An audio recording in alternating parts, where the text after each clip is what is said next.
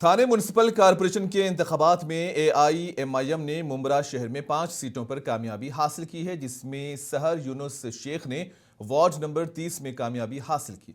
सहर यूनुस ने हाल ही में एक तकरीर के दौरान कहा कि वो मुंब्रा शहर को हरा कर दिया जाएगा। उनके इस बयान पर सियासत गर्मा गई है। सहर शेख ने इस बयान पर अपनी वजाहत पेश की है और कहा है कि सिर्फ उनकी पार्टी को का झंडा हरा है और ये बयान उन्होंने बतौर पार्टी रुकन दिया है। इसे मजहबी रंग देने की कोशिश की जा रही है, जो कि गलत है।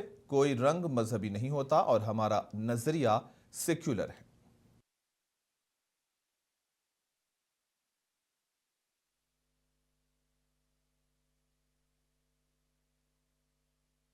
देखो, मैं आपको एक चीज बताती हूँ। मेरे हाथ में फिलहाल आपको दो धागे दिखेंगे, एक भगवा एक हिरवा।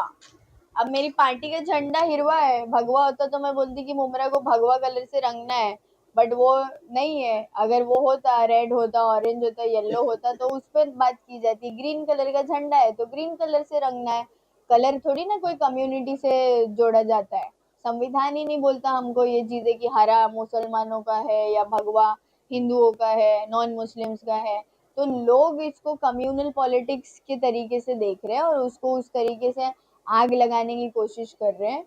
बट मैं आप लोगों को समझाना चाहती हूँ कि ये कम्युनल स्टेटमेंट नहीं था, क्योंकि मेरी सोच सेक्युलर है, तो मेरे मुंह से कभी कम्युनल स्टेटमेंट्स नहीं निकल सकते। ये प्योरली पार्टी लेवल स्टेटमेंट था जो मुमरा के लेवल पे दिया गया था, क्योंकि यहाँ पर कई सारी पार्टी है जो हमारे खिलाफ में थी, एनसीपी, एसपी, एनसीपीए की, जिनके झंडे अलग कलर के हैं।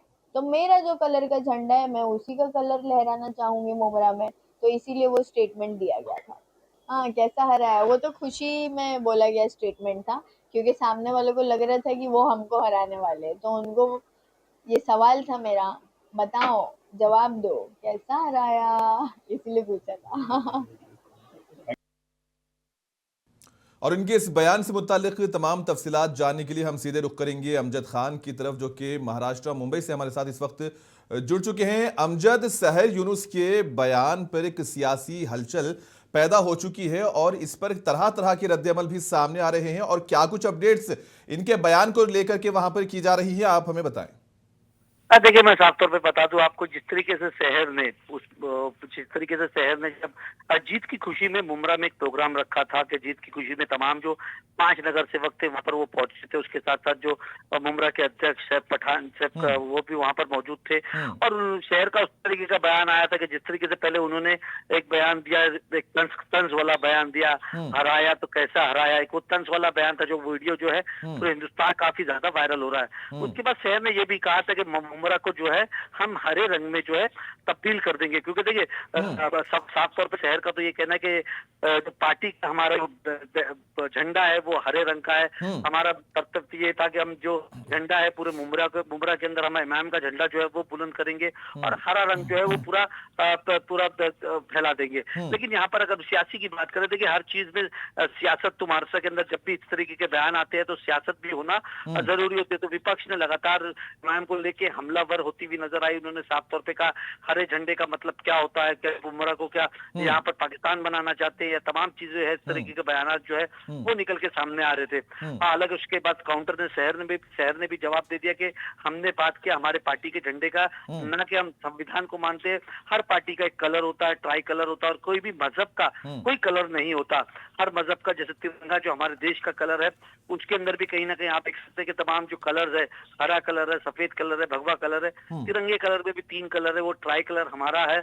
लेकिन हर पार्टी का अलग अलग झंडा होता है। हमने अपनी पार्टी के झंडे की बात करी थी, हमारी पार्टी का झंडा जो है पूरे मुमरा क्या में अमजद ये सिर्फ फहराएगा। बयानबाजियों तक ही महदूद है? अमजद, ये जो रद्द-ए-अमल आ रहे हैं वो सिर्फ बयानबाजियों तक महदूद हैं या भी कोई कानूनी कार्रवाई की कोई ऐसी इत्तलात मिली है?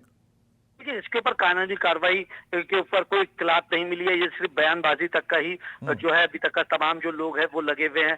देखिए, क्योंकि देखिए साफ तौर पे मैं बता दूं, देखिए उसने जो बयान दिया था वो तकरीर के अंदर, वो तकरीर पूरी सुन रहा था, उसके आगे पीछे लेके उसने ये कहा था कि हमारी पार्टी का जो झंडा है हरा कलर है। अब आने वाले वक्त में पूरे मुमरा के अंदर आपको हरा कलर दिखाई देगा। अब वो पूरा बयान तरतीब देखेंगे, अब कोई एफआईआर करता है तो उसके पूरे बयान की जो है एनालिसिस होती है कि उसने कौन संदर्भ में बयान दिया था और किस तरीके का बयान दिया, तो उसके अंदर एफआईआर बनती है कि नहीं बनती, ये तो आने वाला वक्त ही बताएगा। लेकिन बात कर लूं मैं आपको मुमरा की, तो मुमरा में तकरीबन 3 लाख से ज्यादा जो है माइनॉरिटी जो है वहां रहती है, मुस्लिम डोमिनेटेड सीट आती है वहां से। जितेंद्र अवार्ड जो है 15 साल से एमएलए वहां से बन के आ रहे हैं। हालांकि जो यूनुस शेख थे वो पहले एनसीपी में थे, उनको टिकट नहीं मिली, शहर को टिकट नहीं मिली, उन्होंने रातों रात अपनी पार्टी बदली और उन्होंने अपना एक पैनल जो है वो जीत के लेके आया। 2017 में भी एमआईएम को इस तरीके की कामयाबी मिली थी, जो थे पैनल में 2 नगर सेवक जो है वो जीत के आए थे, लेकिन उसके बाद वो दोनों लोगों ने पार्टी जो है वो छोड़ दी, उन्होंने एनसीपी जो है वो जाके ज्वाइन कर ली थी। मैंने शहर से जब मैंने ये बात भी करी कि आपके आने वाले तरीके से वो लोगों ने कहा था, तो क्या एमआईएम जो है मुमरा में वो रहेगी कि नहीं रहेगी, तो उन्होंने उनका साफ तौर पे ये कहना था कि 5 साल के बाद आपको पता चलेगा यहाँ पर मुमरा में तब्दीलियां और तस्वीर कैसे बदलती है। एक तरफ अमजद जहां एमआईएम की 125 सीट आने के बाद में वहां पर ओवैसी को ही निशाना बनाया गया, ओवैसी को नहीं छोड़ा गया, तो ऐसे में थाने मुमरा के इलाके से यहां पर कामयाबी हासिल करने के बाद ऐसा कहा जाता है कि मुमरा एमआईएम का यहां पर गढ़ बनता जा रहा है। और ऐसे में शहर के जो बयान को लेकर के जो बयानात इस वक्त सामने आ रहे हैं, तो क्या इसे जानबूझकर निशाना बनाने की कोशिश समझा जा रहा है? आप देखिए मुमरा के अंदर आप जानते हैं कि मुमरा में तकरीबन 20 पैनल आते हैं, सीटें रहती है, 20 सीटें वहां पर है और पूरा मुस्लिम डोमिनेटेड एरिया है। वहां पर जितेंद्र अवार्ड ने तकरीबन 5 नगर सेवक जीते, 5 इन्होंने जीते, 5 अजीत दादा पवार के भी जो थे वो भी जीत के आए। यहाँ मिली जुली सरकार जो है मुमरा में बनती हुई नजर आई। और क्योंकि अब आने वाले वक्त के अंदर मुमरा जो है, देखिए सबकी नजर मुमरा और गोवंडी में रहेगी, क्योंकि मुमरा और गोवंडी जो है एक ऐसी 2 सीटें हो चुकी है जहाँ पर मजलिस इत्तेहादुल मुस्लिमीन जो है बेहतर प्रदर्शन जो है करती हुई नजर आ रही है। हमने देखा कि गोवंडी में किस तरीके से उन्होंने 6 सीटें जीत ली। उसके साथ साथ वो जो अगर बात करें नवाब मलिक की जो बेटी है चीता कैंप के एरिया जो टोंडे आता है, वहां से एमआईएम ने 2 सीटें जीत ली है। तो आने वाले वक्त के अंदर जब असेंबली चुनाव होंगे, इसके पहले हमने देखा था कि 2024 में जो है 3 सीटों पे जो है मुंबई में सिर्फ एमआईएम जो है एमएलए का चुनाव लड़ी थी। अब आने वाले वक्त पे किस तरीके की तैयारी करती है एमआईएम, तो आने वाला वक्त ही बताएगा। लेकिन यहाँ पर धीरे धीरे जो है एमआईएम जो है अपनी जमीन बनाती हुई नजर आ रही है और कहीं ना कहीं आने वाले विधानसभा में के अंदर इसका नतीजा क्या निकल के आएगा, ये तो आने वाला वक्त ही बताएगा। लेकिन अगर एमआईएम की बात करें तो एमआईएम के लिए टारगेट किया जा रहा है, असदुद्दीन ओवैसी को टारगेट किया जा रहा है, हरे रंग के ऊपर टारगेट किया जा रहा है। क्योंकि महाराष्ट्र में हमने देखा था जैसे 2014 के अंदर जब एमआईएम महाराष्ट्र में आई थी, पहली नांदेड़ में उन्होंने 7 सीटें जीती थी, उसके बाद अलग अलग पंचायत के अंदर वो जीतते हुए चली आ रही थी। तो कहीं ना कहीं उनको तोड़ने की लगातार कोशिश करी गई थी। इम्तियाज जलील को किस तरीके से हमने देखा था कि Imtiaz Jaleel member of parliament थे, वो चुनाव हार गए, फिर एमएलए का भी चुनाव हार गए। अब एमआईएम के पहले 2 एमएलए हुआ करते थे, अब सिर्फ एक ही एमएलए बचा हुआ है। चलिए अमजद, बहुत बहुत शुक्रिया आपका। अमजद आपका बहुत बहुत शुक्रिया आपका हमारे साथ जुड़ने के लिए। तो नाजरीन, ये थे हमारे नुमाइंदे अमजद खान, जो कि सहर यूनुस के बयान के बाद जो सियासी हलचल इस वक्त महाराष्ट्र में मची हुई है उस तमाम ताल्लुक से अपडेट्स हमें दे रहे थे। और अब बढ़ते हैं दीगर खबरों की जानिब। शिवसेना लीडर संजय निरुपम ने एआईएमआईएम काउंसलर सहर शेख के हालिया बयान पर सख्त रद्द-ए-अमल का इजहार किया। संजय निरुपम ने इस तरह के बयानात देने के खिलाफ खबरदार किया है कि मुमरा में जिस तरीके से पिछले कई वर्षों से वहां के एक विधायक और राष्ट्रवादी कांग्रेस के जहरीले नेता पूरे मुमरा को हरा करने में लगे थे, आज वो नेता खुद ही लाल हो गए। अब जो चुन के आए हैं वो जिस प्रकार की धमकियां दे रहे हैं, उनको मैं बता देना चाहता हूं कि इस देश में पिछले कई सदियों से हरा करने का, हमारा पूरा धर्मांतरण करने का और इसे दारुल इस्लाम बनाने का लंबे समय से षड्यंत्र चलता रहा है। लेकिन ये षड्यंत्र कामयाब नहीं हुआ। 5000 साल पुरानी जो हिंदू संस्कृति है वो उतना ही अटूट आज भी है जितनी पहले थी। गोंदिया कलेक्टर के दफ्तर में जिले मनसूबाबंदी कमेटी की मीटिंग में कांग्रेस के रुकन पार्लियामेंट प्रशांत परोले तरक्याती कामों के लिए फंड्स की कमी का इल्जाम लगाते हुए स्टेज से उतरकर अफसरान के सामने फर्श पर बैठ गए। सूरत हाल को बिगड़ता देखकर गोंदिया के सरपरस्त वजीर इंद्रनील नायक ने उन्हें जल्द ही फंड फराहम करने की यकीन दहानी कराई, जिसके बाद रुकन पार्लियामेंट को स्टेज पर बिठा दिया गया। कांग्रेस एमपी ने फंड्स की तकसीम में उनके साथ मुबैना इम्तियाजी सलूक पर सख्त एहतजाज किया।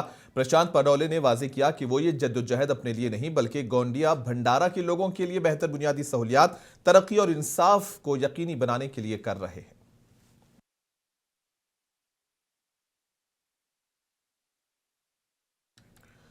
जालना म्युनिसिपल कॉरपोरेशन के इंतखाबात में कई बड़े उम्मीदवारों को शिकस्त का मुंह देखना पड़ा और कई नए उम्मीदवार जीत गए। बीजेपी के नौजवान लीडर अक्षय गोरंतियाल ने शिकस्त खोरदा उम्मीदवारों को निशाना बनाया है। उन्होंने कहा कि असेंबली इंतखाबात में शिकस्त के बाद हमें छोड़ने वाले तमाम कारपोरेटर्स को इंतखाबात में शिकस्त का मुंह देखना पड़ा। उन्होंने ये भी कहा कि मेहनती शख्स को मेयर बनने का मौका मिलेगा।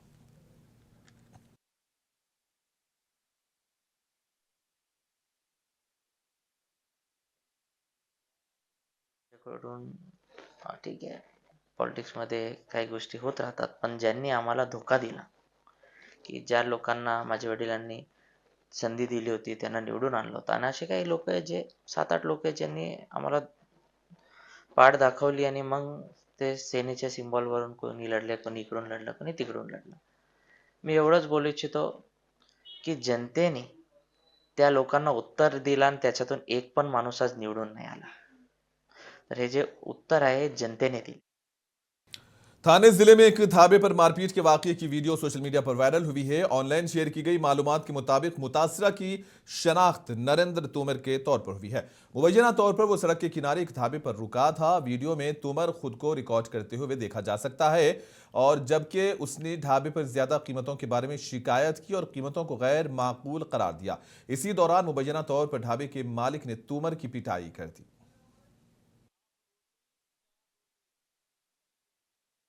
यहाँ पर ये सिस्टम है, बाकी कहीं पर हाफ रोटी 4 रोटी और 180 रुपए। सिर्फ यहाँ पर ये सिस्टम है, बाकी कहीं पर नहीं है। आई डोंट नो, कोई आज लोग कितने नहीं है, बस ये बाबा का होटल है, बस 4 रोटी हाफ सब्जी 180 रुपए। मार क्यों रहे हो? किस बात पर मार रहे हो? नहीं, मार किस बात पर रहे हो बताओ? हाफ रोटी। महाराष्ट्र के कराड़ में एक तेज रफ्तार दोपहिया गाड़ी एक 4 व्हीलर से टकरा गई। हादसे में 2 नौजवान खवातीन शदीद तौर पर जख्मी हुई हैं। हादसे का वीडियो सीसीटीवी फुटेज में कैद हो गया है।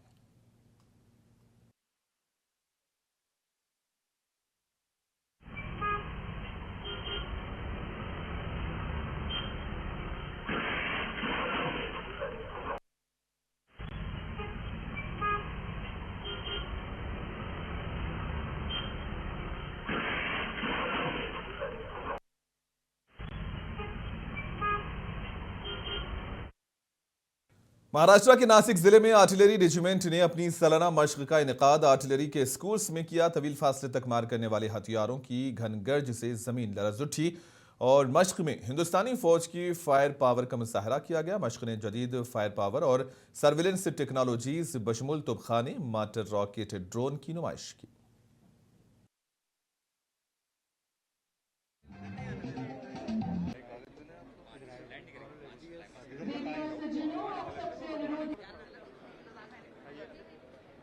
And excitement.